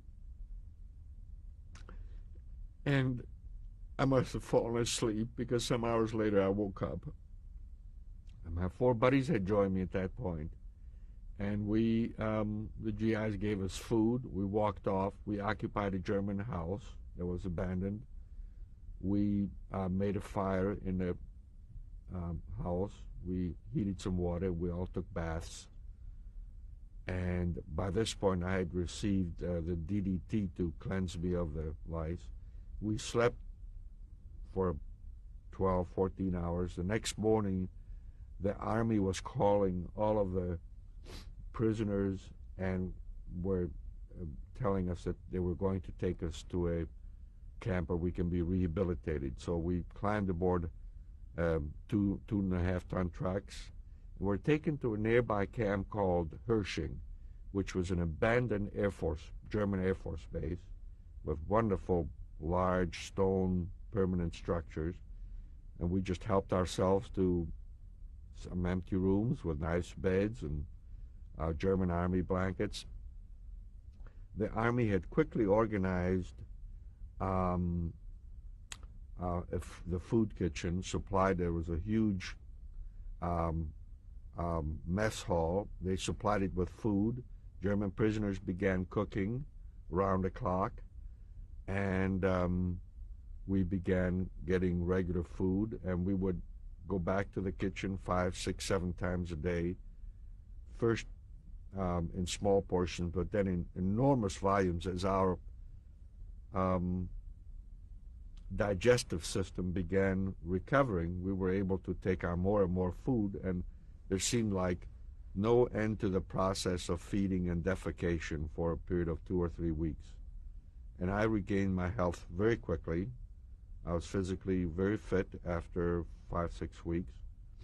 And at that point, we had a choice of either staying in Austria, or they said they would arrange us to be transported back to Czechoslovakia, which I chose to do. And there began a very lengthy process of, by Danube ship, by freight car, by railroad car. And then the very last part of the journey was marching back from Wiener Neustadt, the 5 of us, with a commandeered garbage can on wheels with all of our possessions on it, because at that point we'd already collected army blankets and canned foods. And we arrived in Bratislava, the capital of today's Slovakia, in the first week of April. I beg your pardon, first week of August. And my first recollection is that within days, hearing about an atomic bomb being dropped somewhere in Japan.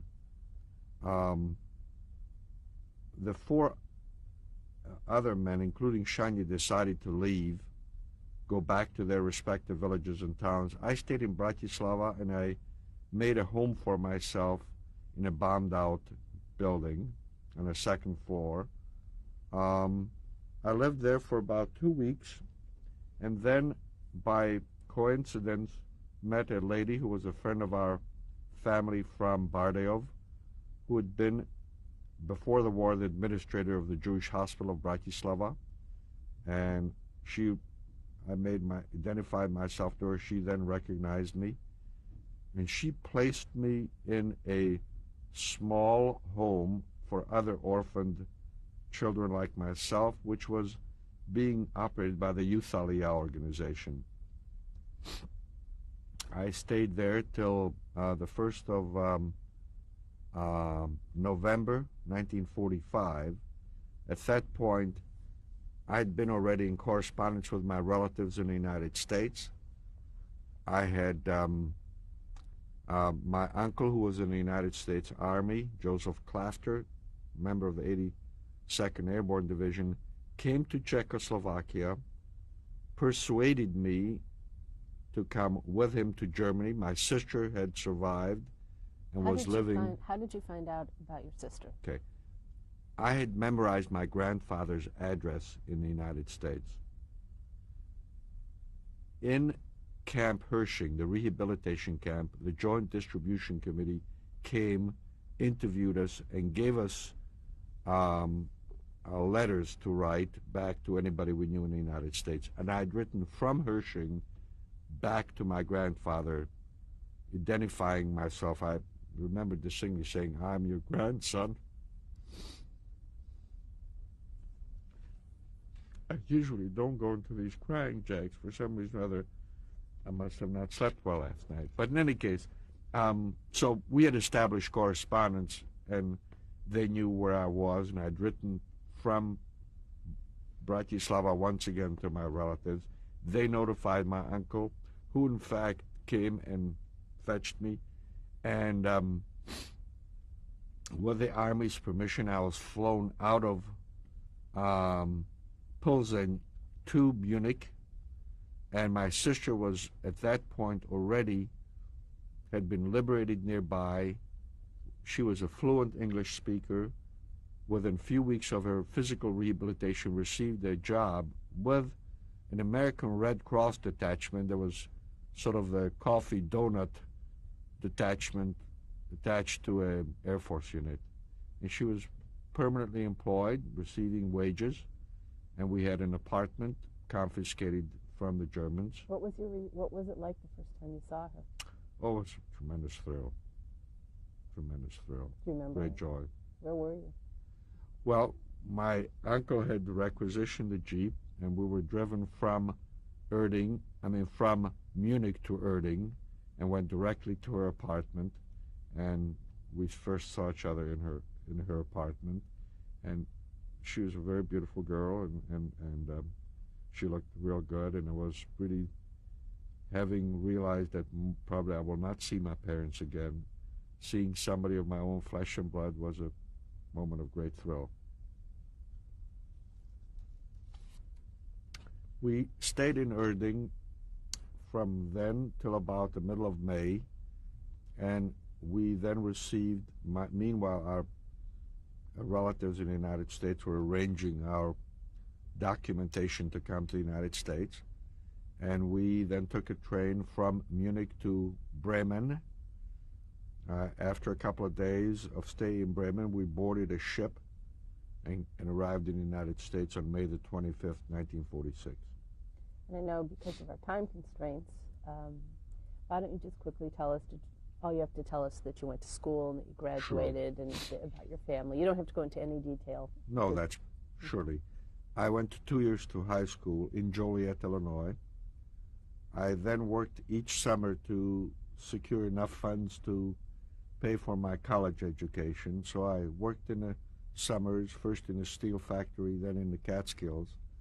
I made enough money so I was able to graduate in 1952 with a bachelor in economics and political science. Shortly later, I was drafted. I trained with the 101st Airborne Division.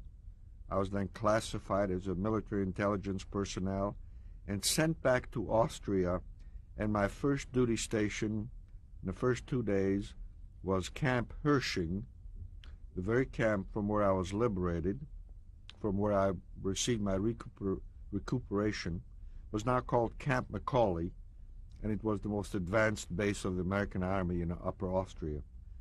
I then was reassigned to an intelligence detachment in Linz, Austria, where I served for a year and a half, interrogating escapees from behind the Iron Curtain. I subsequently completed my tour of duty and came back in November of 1954. I then entered the insurance business that my uncle had established, and he had died prematurely, and his wish was for that business to continue. So I managed it for a period of 10 years. We're going to stop here and change the reel. Sure. So you said the last thing you worked in the insurance business for 10 years. Yes, so I worked in the insurance business for 10 years, and I decided at that point in 1959 I got married to a girl who born and lived in San Antonio, and I decided I would, and we had 2 children by that time. Why don't you tell us everyone's names? Sure. Your wife's name? Sure. My wife is Millie Vogel Ehrenberg, and we got married in 1959. In 1961, we had a child born to us named Laura Lee, who was named after my Aunt Lily.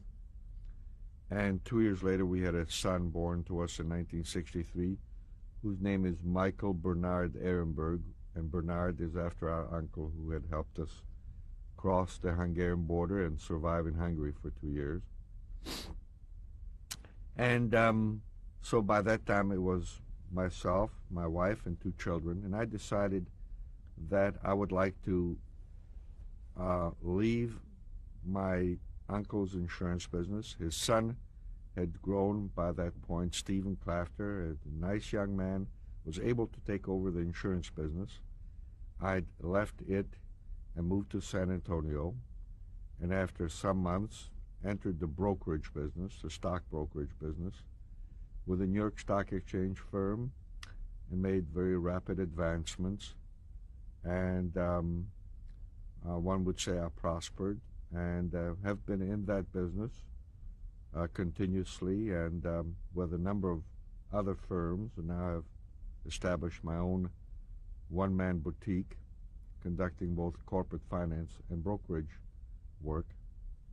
I had been involved in civic affairs and Jewish communal affairs throughout this entire 30-year period of time.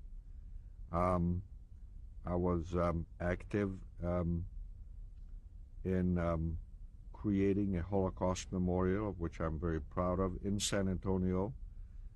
We have pictures and a wonderful story relating to that. This was dedicated 5 years ago. I continue to be active in communal affairs. Recently, I had the distinction of having been honored as the Jewish honoree of the National Conference of Christians and Jews. I'm very proud of the fact of having had a community-wide fundraising effort to help the people of Rwanda recently. I continue to be a very active sportsman, being a very active skier, tennis player, and my last 3 years became an active golf player. Do you have any grandchildren? And I have a grandson. And what's his name? Martin Simon Chesler. And for whom is he named? Martin is named after my father, and Sam is named after one of my son-in-law's uncles. And I know you don't have a picture, which we're going to see very shortly, of your family, but Right. you don't have, since we don't have a picture of your son-in-law, why don't you tell us his name? His name is Alan Chesler. He was born in South Africa. He comes from a very distinguished South African family of physicians and is currently the chief financial officer of a large lumber enterprise. And your daughter and son? My daughter is manager of the local office of Rauscher Pierce Roughness, a brokerage concern of some size in our area, and maintains an active brokerage operation of her own. And my son recently started a small company called Outsource Music, which promotes recorded music and is engaged on a freelance basis doing that. And it seems there's a lot of symmetry in your life, seeing as, like you said, your grandfather had been so active in Jewish affairs just as you Right. had. And I think that really does, unless you have anything you want to add, conclude this portion of the interview. No, I think I just apologize for having broken down several times. It doesn't happen too often. It's okay. And I think while Yuval will prepare for the photographs, and you and I will have a little chat. Good. Okay. Excellent. This is a picture of my sister and I. I'm the smaller of the two children. I was approximately 3 years old here. My sister was 5. My sister's name is Alice. She's now Alice Goldhaber, living in Joliet, Illinois.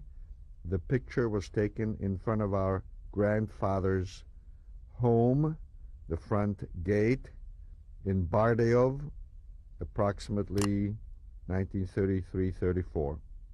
And make sure you say Czechoslovakia. Czechoslovakia. Thank you.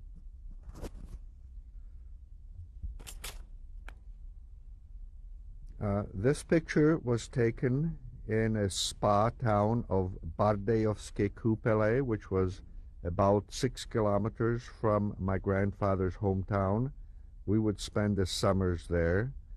On the picture, starting from the left, is my sister, my mother. No, you may need to tell us My your sister Alice Goldhaber, my mother Rose Ehrenberg, my father Martin Ehrenberg, my aunt Lily Clafter, and I'm pictured in the little sailor uniform.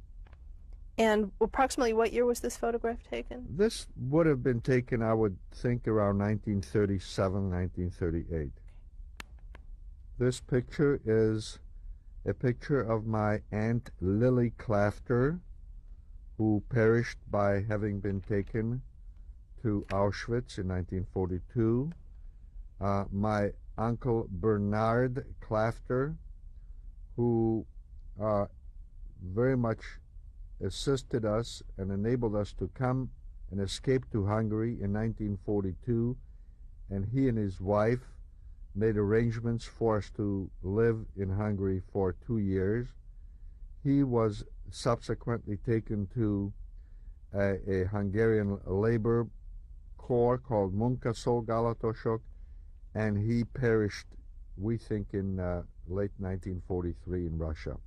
Mr. Ehrenberg, you've told us all of this already. Okay. So all you have to do, when was this photograph taken? This photograph, I approximate, was taken in 1937 And in Czechoslovakia.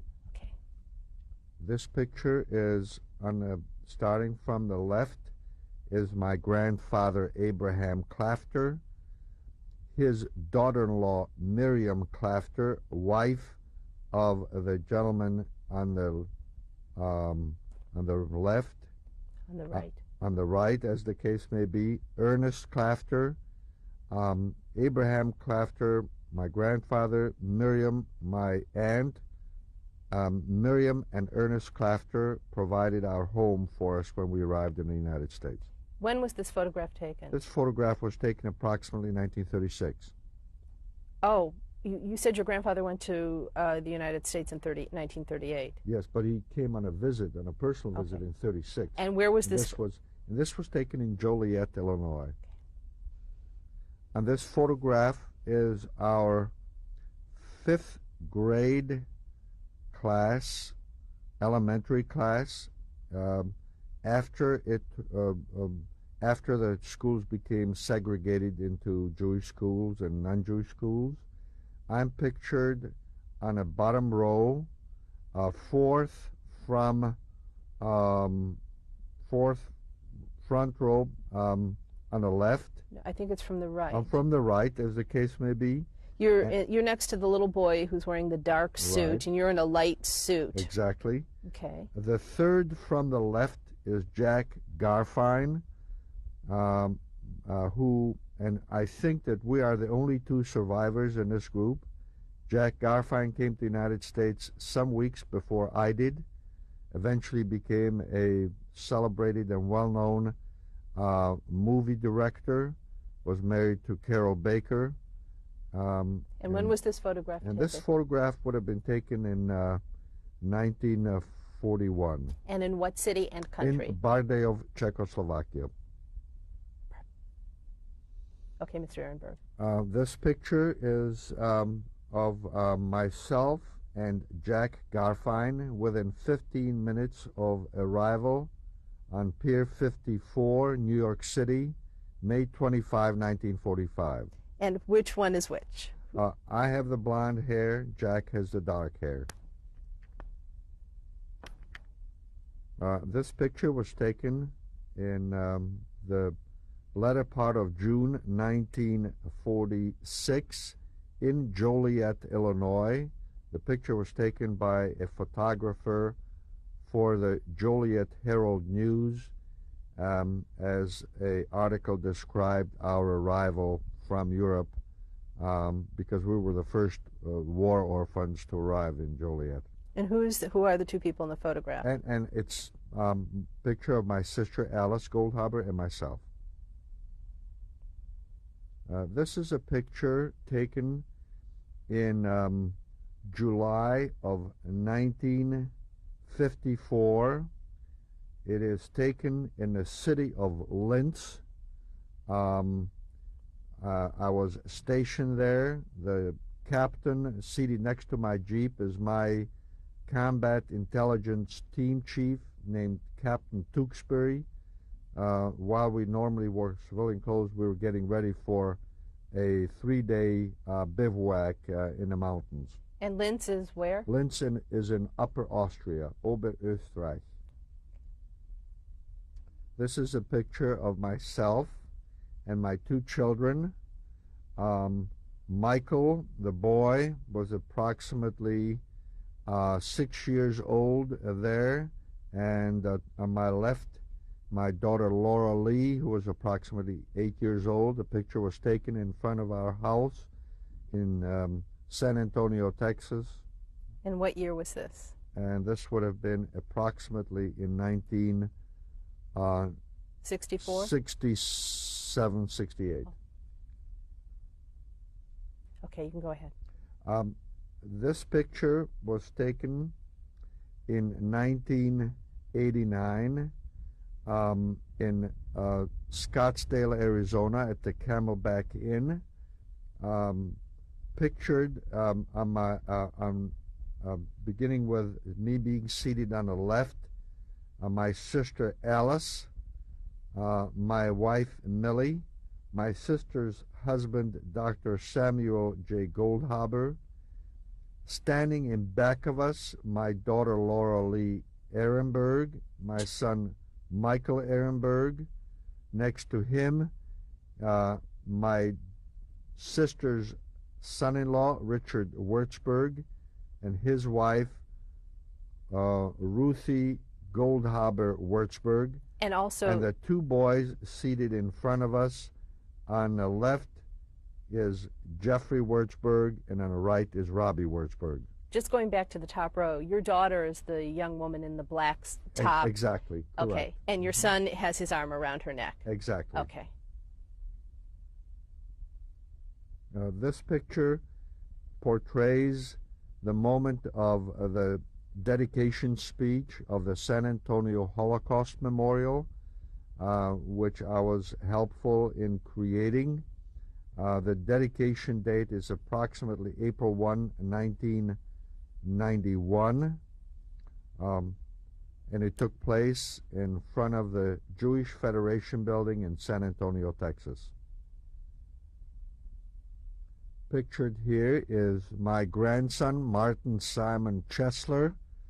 On the left, I'm in the middle, and my wife, Millie Ehrenberg, is to the right. This picture was taken in my daughter's home on the occasion of our 35th anniversary. My grandson at that point was approximately 14, 15 months old. And what city and state was this? In San Antonio, Texas. And what year was this? In 1995. And what is the name of your grandson? Martin Simon Chesler. And that is the last photograph. And I want to thank you very much, Mr. Ehrenberg, coming all the way from San Antonio to do this with us. Sure. I want to thank you, Merle, and to you, Yuval, and to you, Christian, for having enabled me to complete this documentary today. Thank you. Thank you.